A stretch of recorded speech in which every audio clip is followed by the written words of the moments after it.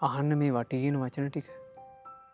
උපන් සත්වයා ලෝකේ සිටගෙන සිටිනා මොහොතේ ඔහුගේ වයස ගෙවී යාම නෑ හිටගෙන ඉන්නේ.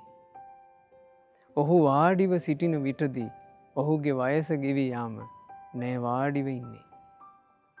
ඔහු සැතපී සිටින විටදී ඔහුගේ වයස ගෙවී යාම නෑ සැතපී ඉන්නේ. ගෙවෙනා මොහොතක් පාසා ඔහුගේ වයස ගෙවී යාම නොනැවතීම ගෙවෙනවා. මොන්න තරං ඇත්තක්ද මේ. ආගමකට ජාතියකට සීමා නොවිච්චි මොන්න තරං ඇත්තක්ද මේ. ජීවිතයේ හැම්ම මොහොතකම අපේ වයස ගෙවි ගෙවි යනවා. අපි එළබෙන අලුත් අවුරුදු සමරනවා. අපි උපන්දින සමරනවා. මේ සැමරුම් ඔක්කොම අතරේ අපේ වයස ගෙවි ගෙවි යනවා. ජීවත්වෙන්න තියෙන කාලේ අඩුවෙවි යනවා. හොද්ද නුවනින් ඔයාලා දකිින්ට මේ අඩුවෙවී ගෙවි ගෙවි යන්නේ යහපතක් කරගන්න තියෙන කාලේ. සිල්වත් ජීවිතයක් ගෙවන්න තියෙන කාලේ. මව්පියන්ට සැලකී ගුරුවරුන්ට සැලකින් ආදී ගුණධර්මයක් දියුණු කරගන්න තියෙන කාලේ. සෑබෝධීන් වහන්සේලා වන්දනා කිරීම ආදී උදාර පින්කම් කරගන්න තියෙන කාලේ. දානයක් පූජා කරගෙන යම් ගුණධර්මයක් දියුණු කරගෙන යහපතක හැසිරෙන තියෙන කාලේ.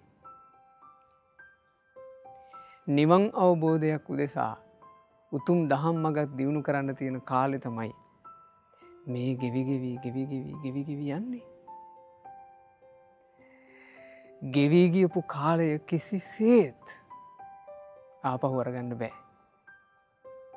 තේරුම් ගන්ට මේ වටිනා අර්ථය බුදුරජාණන් වහන්සේ වදාළේ අනනු සෝචිය කියන ජාතක පුවතෙදි. ගෙවෙනා මොහොතක් පාසා වයස ගෙවී යාම නොනැවතීම ගෙවෙනවා. මේ ගෙවිගෙවි ජීවිතයන්නේ කොහාටද? තරුණකම නැතිවීම පැත්තට ජීවිතය යනවා. වයෝවෘර්ධවීම මුණගැහෙන පැත්තට ජීවිතය යනවා. නීරෝගීකම නැතිවෙන පැත්තට ජීවිතය යනවා.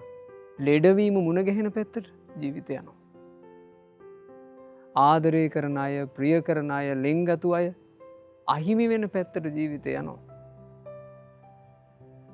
තමන් ගොඩනගාගත්ත තමන්ගේ සම්පත් තමන්ගේ දේපල තමන්ගේ ධනය තමන්ගේ වස්තුව අහිමි වෙන පැත්තට ජීවිතය යනවා. හොඳ නුවනකින් ඔයාලා තේරුම් ගණ්ඩ ජීවිතය ගැන ජීවිතයට මේ වෙමින් තියෙනවා. බුදුරජාණන් වහන්සකින් අහනවා ස්වාමීනි වයසට යනකං බැරිගැහෙනකං ඔත්පල වෙනකං එක තැන් වෙනකං මොකුත් කර කියාගණ්ඩ බැරි අන්ත අසරණ අඩියකට මේ ජීවිතය වැටෙනකං මොකක් කරන එකද හොඳ? බුදුරජාණන් වහන්සේ එතකොට හරි ලස්සන උත්තරය කොදාලා. කාවද්ද ගන්න මේ උත්තරේ. සීලං යාව ජරාසාදූ. වයසට යනකං ඔත්පල වෙනකං බැරිගැහෙනකං එකතැන් වෙනකං කිසිවක් කර කියාගණ්ඩ බැරි අඩියකට මේ ජීවිතය වැටෙන කම්ම අකණ්ඩව පුරුදු කරගන්නකිව සීලය. මිනිස්සු බැරි ගැහෙනකං යමක්කමක් කරගණ්ඩ බැරි අඩියකට වැටෙනකං එක ඒව කරනවා. මේකත් හොඳයි අරකත් හොඳයි මේ දේ තමයි සාර්ථකත්තේ මේ දේ තමයි දියුණුව කියර හිත හිත මිනිස්සු කොච්චර දේවල් මේ ලෝකෙ කරනවාද? බුදුරජාණන් වහන්සේ දැක්කා.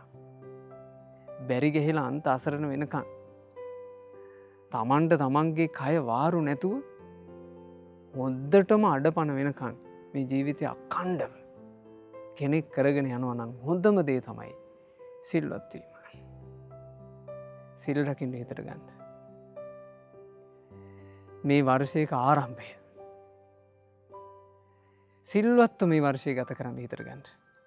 අපි ජීවිතයට කවදාවත් වරදින්නේ.